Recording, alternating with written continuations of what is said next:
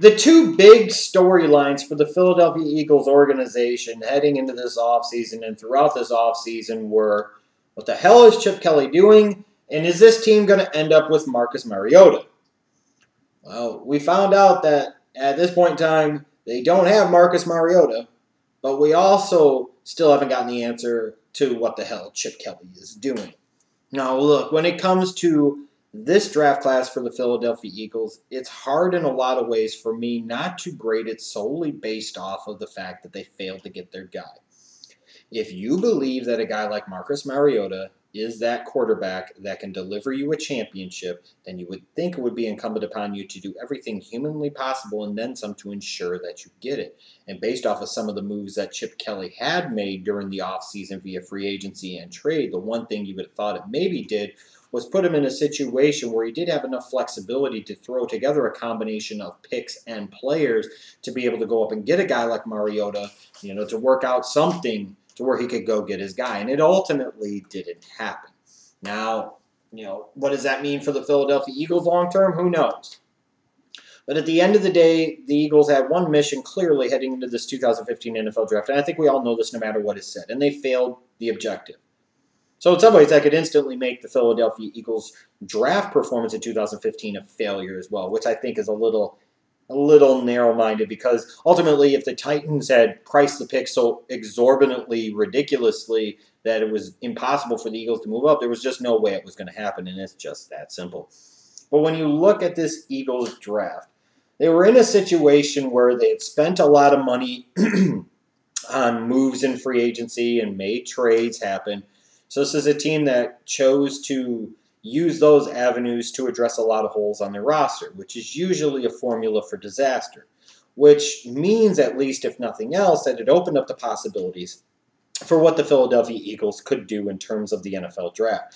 They didn't have to sit there and focus on need. They could sit there and find guys that fit their system. They could sit there and have a certain type of philosophy for the types of prospects they were going to go. They could just sit there and go best player available, whatever the case might be. So with that said, when I look at the Philadelphia Eagles draft, I take into account that they didn't get Marcus Mariota. When I take into account the fact that they traded away a younger, cheaper quarterback in Nick Foles for an older, more expensive, even more injury-prone quarterback in Sam Bradford, on top of that worsened their draft position in both 2015 and 2016, it's really hard for me to say a lot of good things about this Philadelphia Eagles draft. There just is. I just didn't like it.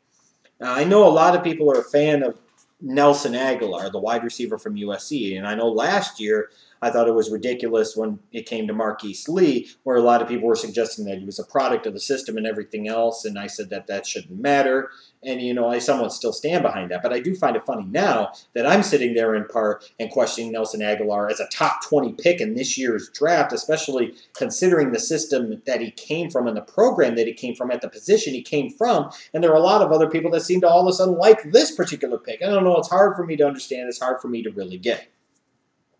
It just is.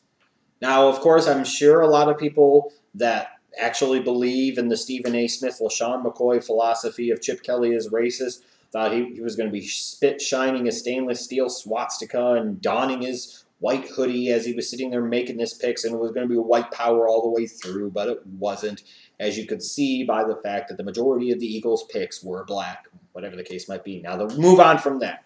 But again, I look at Agholor at number 20. I thought it was a reach. And just really being honest with you, I don't see it. I don't see where he was a top 20 talent in this draft. I thought there were better players on the board. I thought there were better wide receivers on the board at this particular point in time. With that said, though, I do think that he fits quite nicely into the type of system that Chip Kelly is going to run. So I do think that at some point in time, Agholor could potentially live up to his draft slot. In terms of their best pick, the pick I like the most from them is Eric Rowe. They moved up a little bit to get him. They gave up 2 fifth-round picks in order to do so. But you look at a guy like Eric Rowe, I think he's a day one starter for them at safety, not so much at corner. Well, here's a guy with size, with some speed. He can come up and hit you a little bit. He brings some versatility. He is a guy that you can kick outside some, even though I think ultimately his NFL home is at safety. Now when you factor in that you brought in guys like Byron Maxwell into that secondary, you drafted somebody like an Eric Rowe, that Eagles secondary should be improved in 2015 and perhaps by more than just a little bit. But most importantly of all, for the Eagles, it was the beginning of them getting some depth on that defensive side of the ball. As much as their offense is on the field, that defense, more than just star power, needs depth in a lot of it because that defense is going to be on the field a lot. And you can see that throughout this draft. Once you got past Agholor in round 1, Chip Kelly got the toy that he wanted, so to speak. The rest of the draft, they set about getting those pieces to bring in some depth on the defensive side of the ball, which was needed and which was necessary.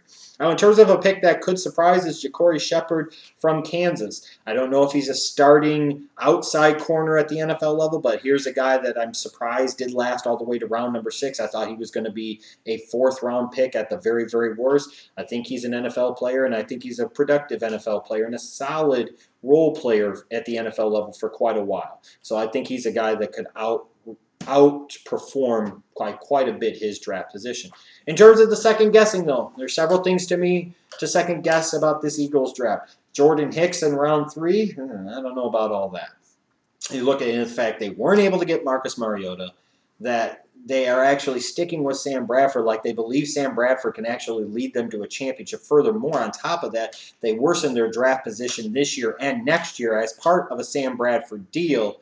Then you look at the fact that the limited amount of picks that they did have, they gave up 2 5th-round picks to move up in round 2 to get a guy like Eric Rowe. I'm just not really sure that Chip Kelly fully understands how the draft process works, and I'm not really fully sure still if he knows what the hell he's doing, and I don't think we've gotten the answer to that question yet.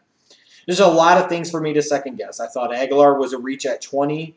I like Rowe and thought he was good value for where the Eagles were able to get him there in the middle of round number 2.